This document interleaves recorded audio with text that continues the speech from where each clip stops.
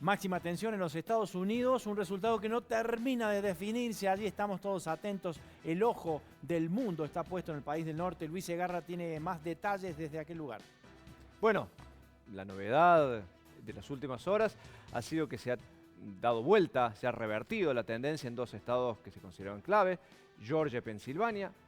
Todo indica que Joe Biden se encamina hacia la Casa Blanca por un margen que probablemente sea incluso mayor al esperado. Necesita asegurarse 270 electores, tiene 264, con solo asegurarse Nevada ya los consigue. Probablemente pueda revertir y quedarse con alguno de los otros dos estados. Estamos en comunicación con Gonzalo Fiore-Viani, que es abogado, que es analista político internacional. Gonzalo, buen mediodía. Bueno, parece que finalmente un demócrata volverá a ocupar el trono en la Casa Blanca. ¿Qué tal, Luis? Muy buen mediodía y un saludo grande a todos ahí en el piso. Sí, todo indicaría que Joe Biden en las próximas horas finalmente va a ser proclamado como presidente electo de los Estados Unidos. Todavía, de todas maneras, hay que esperar. Dio vuelta el resultado en Georgia, pero las autoridades electorales del estado ya confirmaron que va a haber un recuento. Los republicanos pidieron recuento en ese estado, así que Georgia queda por ahora fuera de la ecuación. En Nevada, en las próximas horas debería haber resultado, de la misma manera en Pensilvania, donde Biden ha dado vuelta por ahora la tendencia, pero seguramente los republicanos también piden Claro. recuento ahí. Hay que ver si las autoridades lo aceptan, porque eso es una facultad independiente de cada estado. Vamos a hacer una proyección. Supongamos que efectivamente Biden resulta electo presidente de los Estados Unidos. ¿Qué podría implicar para nuestro país, para el Cono Sur?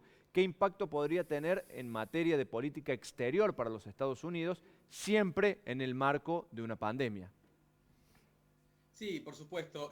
Apenas asuma Biden, en caso de que sea electo, va a tener primero que hacerse cargo de una situación interna realmente muy grave, más allá de los números de la pandemia, que son los peores números del mundo. Tiene una situación muy complicada en materia social, político, racial y cultural los Estados Unidos, que se vio en los últimos meses de una manera muy patente con las protestas en las calles, las revueltas raciales, un país profundamente dividido, profundamente polarizado, con 40 millones de personas que han quedado fuera de la línea de producción y de consumo en los últimos meses debido a la pandemia, una situación económica también muy grave. En ese sentido, creo que lo primero que va a hacer Biden es concentrarse en la situación interna.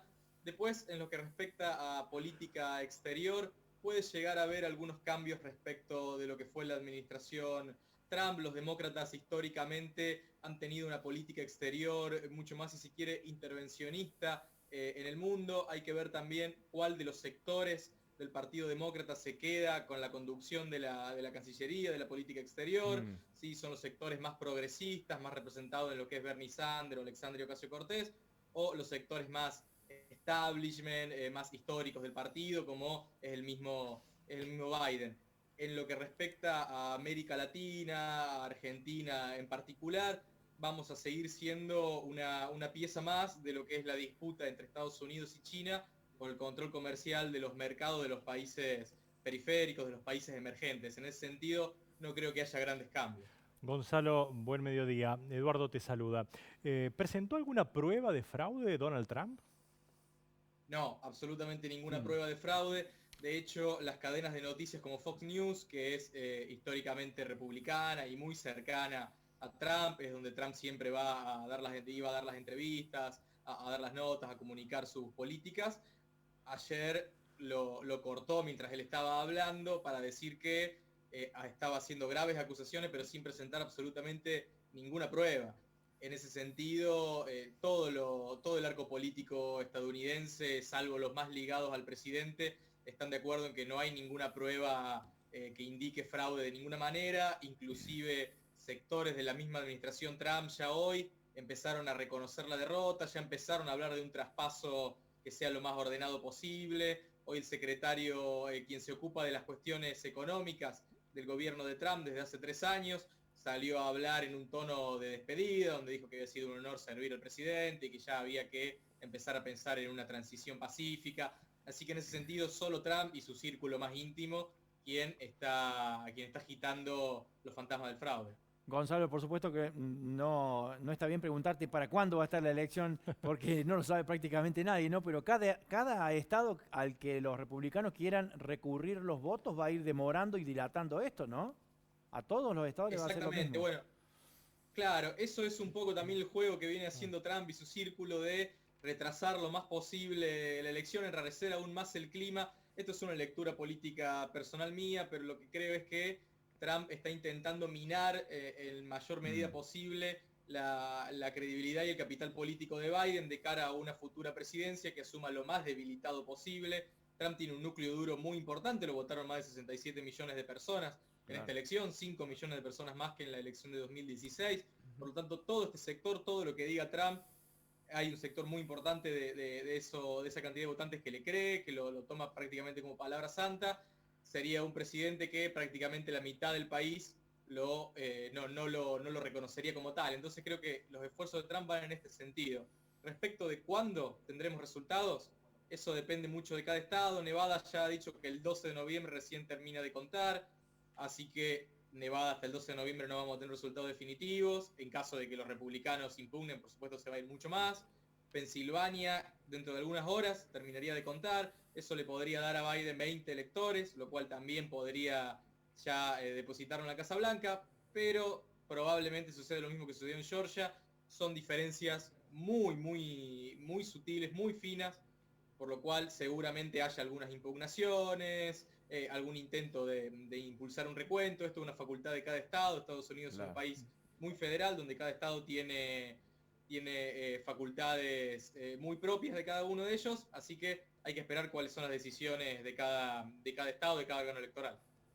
Gonzalo, bueno, Estados Unidos lo ha señalado vos, también tiene su grieta, o distintas grietas que finalmente convergen en cada situación, en cada comicio, desde lo racial hasta la distinta realidad socioeconómica de cada estado. Hay una cuestión también, me parece, que es que, como en distintos países de Sudamérica, finalmente aquel que aparece como el más moderado respecto de esa grieta es quien termina captando la mayor cantidad de votos, la mayor atención popular. ¿Acaso sea Joe Biden Sí, justamente el que haya presentado aquí el discurso más moderado? ¿Acaso sea esa la clave de, si finalmente resulta electo, justamente su opción por los norteamericanos?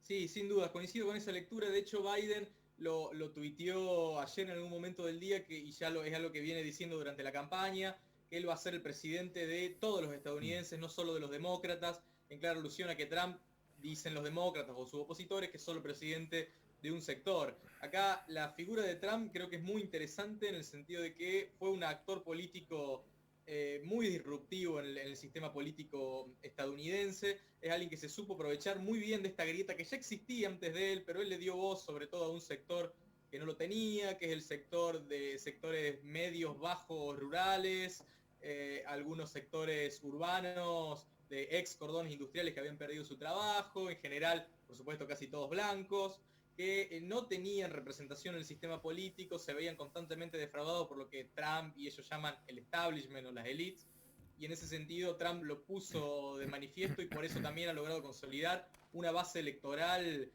tan dura. Por supuesto, esto puede servir para ganar una elección, después no funciona bien para gobernar Claro.